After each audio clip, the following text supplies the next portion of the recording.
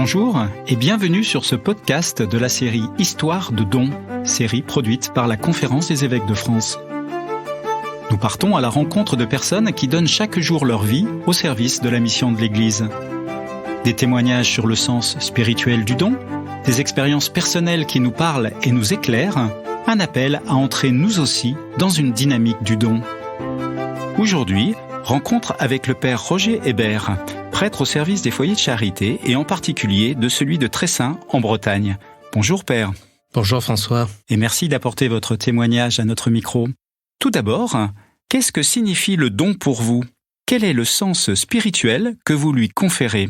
Pour en parler, j'aimerais revenir à cette expérience qu'on a tous fait. Vous devez vous rappeler vous-même de ce moment-là. La première fête des mères, quand vous étiez à l'école, vous aviez préparé un cadeau pour votre maman, le fameux collier de nouilles ou je ne sais quoi. Et 15 jours avant, vous êtes arrivé à la maison en disant « Maman, c'est un secret, j'ai pas le droit de te le dire, mais je t'ai préparé un cadeau. » Parce que peut-être que c'était la première fois, la première expérience du don que vous aviez et que j'ai eu moi-même. Après avoir tant reçu dans notre toute petite enfance, il y a un moment où enfin on pouvait donner. Et c'était une telle joie qu'on pouvait pas la garder. Maman, c'est un secret, mais je t'ai fait un cadeau. Je crois que, sans le savoir, à ce moment-là, finalement, on mettait en œuvre cette belle parole qu'on a dans les Actes des Apôtres qui dit « Il y a plus de joie à donner qu'à recevoir ».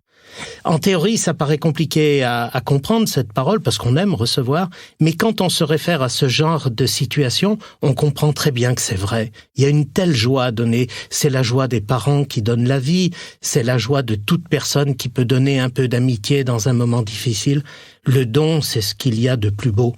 Et puis, si je pouvais me permettre, finalement, on pourrait dire que toute notre vie est comme une préparation à la mort. Et j'aime bien cette parole de Marie de Henzel, cette psychologue, qui est un peu spécialiste de l'accompagnement, et qui dit « La mort ne nous prendra que ce que nous n'aurons pas su donner. » Alors si on veut jouer un petit tour à la mort, il faut tout au long de notre vie nous y préparer en donnant, et quand on aura tout donné, il n'y aura plus rien à prendre, et là on pourra partir tranquillement, passer sans difficulté par la fameuse porte étroite dont parle l'Évangile. On a tout à gagner en donnant. Merci pour cette vision du don comme source de joie et préparation au don final. Pourriez-vous maintenant nous confier un exemple de don qui vous a particulièrement édifié, que ce soit dans l'histoire, dans la vie d'un saint ou même dans votre famille ? Alors j'aime particulièrement l'histoire qui est relatée par Victor Hugo dans Les Misérables. On se rappelle tous de Jean Valjean, ce forçat qui a été libéré et qui par la suite deviendra le maire d'une commune dans laquelle il va faire beaucoup de bien. Mais comment il en est arrivé à faire beaucoup de bien ? En sortant du bagne, il ne trouvait aucune place d'hébergement, il était bien libéré, il avait payé, mais personne ne voulait de lui. Et c'est alors que l'évêque de Digne, de l'époque, va l'accueillir chez lui, le faire coucher dans un lit confortable, en lui ayant préparé un très bon repas le soir. Sa gouvernante était pas très contente d'avoir un client comme ça dans la maison. Et puis dans la nuit, hélas, les vieux démons sont revenus. Et donc Jean Valjean s'est levé, il a récupéré toute l'argenterie de l'évêque et il est parti. Au petit matin, il n'était plus là. Dans la matinée, la police le ramène chez l'évêque parce que l'argenterie était estampillée aux armes de l'évêque, donc on n'a eu aucune difficulté à reconnaître qu'il avait volé l'évêque. Et quand on le présente à l'évêque, en déballant toute cette argenterie volée, l'évêque lui dit « Mon ami, je vous avais donné aussi les chandeliers en argent, pourquoi ne les avez-vous pas pris avec l'argenterie ?» Évidemment, l'évêque de Digne a sauvé Jean Valjean. Mais ce qui est très beau, c'est ce que va dire l'évêque après, en lui disant « Jean Valjean, maintenant, tu n'appartiens plus aux ténèbres, tu appartiens à la lumière. » Et c'est cette parole et c'est cet acte de l'évêque de Digne qui va complètement transformer sa vie. Et à partir de là, il ne pensera plus jamais à voler, mais il va se donner totalement au service de ceux qui lui seront confiés dans la commune dont il sera maire. Une très très belle histoire. Le don vu comme source de transformation. Oui. Pourriez-vous maintenant nous partager une expérience personnelle de don ? J'ai eu la chance de faire un voyage en Afrique du Sud. C'était en 1990, donc quelques semaines après la libération de Nelson Mandela. Mais évidemment, la situation des Noirs était encore tragique. Ils avaient été réduits à des sous-hommes par l'apartheid. Et on a pu aller coucher dans un township, ces ghettos qui avaient été construits, mais qui étaient la proie de violences terribles, parce que la pauvreté engendre souvent la violence. Je me rappelle que j'ai couché dans une petite maison.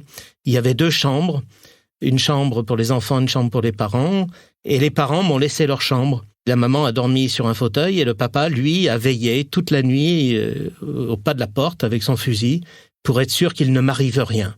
Ils étaient tellement heureux d'accueillir un prêtre chez eux, et en plus un prêtre blanc, alors que jusque-là, ils n'avaient été que haïs, sous-estimés par les Blancs. Et au petit matin, cet homme m'a promené dans son quartier. Il était tellement heureux de montrer ce prêtre qui avait logé chez lui. Et je me rappelle qu'on s'est arrêté devant une maison et il a appelé quelqu'un, un vieux, très vieux, est sorti. Et j'ai compris, parce que je parle pas très bien anglais, j'ai compris que cet homme avait été un résistant et qu'il avait passé beaucoup d'années en prison. Et il essayait de me partager son expérience que je ne comprenais pas, mais dans son regard, j'arrivais à lire un petit peu tout ce qu'il avait vécu. Et il est allé chez lui. Il m'a ramené un cadre sur lequel il y avait une parole de Saint Paul qui était brodée. Et j'ai reconnu que c'était une parole de Saint Paul parce qu'il y avait une référence, Philippiens 4, 13. Alors ça tombait bien, j'ai souvent un petit évangile dans ma poche. Je suis allé voir un Nouveau Testament, je veux dire, et je suis allé voir quelle était cette parole. Et cette parole, elle m'a bouleversé. C'est Paul qui dit « Je peux tout en celui qui me fortifie ».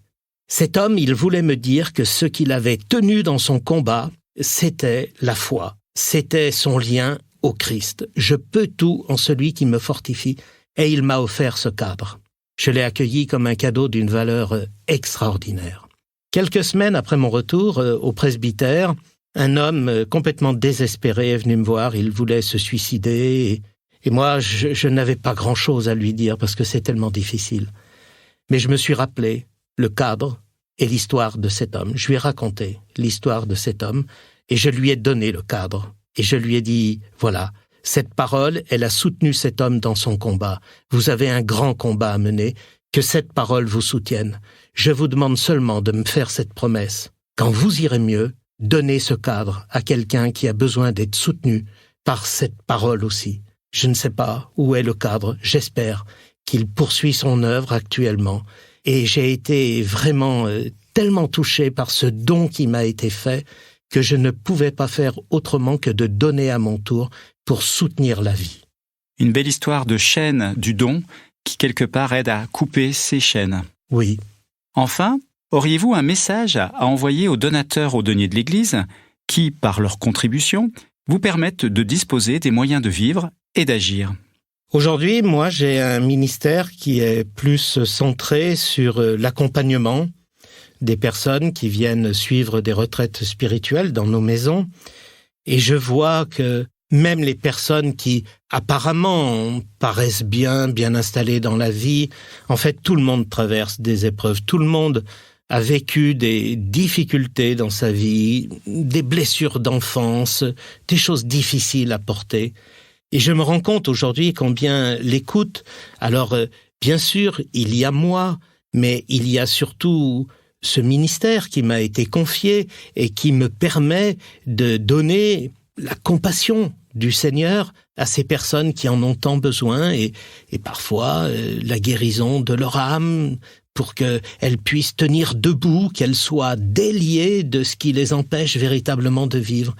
J'ai reçu récemment un témoignage d'une femme de plus de 90 ans que j'ai accompagnée comme cela dans une retraite et qui m'a dit « Vous voyez, mon père, je n'avais qu'un seul miroir dans tout mon appartement, c'était celui de la salle de bain. Et je m'arrangeais toujours pour coller des choses sur ce miroir parce que je ne voulais pas me voir, tellement je me trouvais laide. Suite à la retraite, j'ai tout enlevé ce qui était collé sur ce miroir. Et j'espère que ce n'est pas de l'orgueil, mais maintenant je me regarde, je me souris et parfois même je me trouve belle. » Mon Dieu, que ce témoignage m'a touché. Je me suis dit, si ma vie donnée, elle permet cela, merci Seigneur. Alors merci à ceux qui nous aident à nous donner pour remettre les autres debout. Merci Père de ce témoignage. Je rappelle que vous êtes prêtre au service des foyers de charité et en particulier de celui de Tressin en Bretagne. Merci beaucoup de votre participation à cette série de podcasts Histoire de dons, produite par la Conférence des évêques de France. Merci Père. Merci à vous aussi.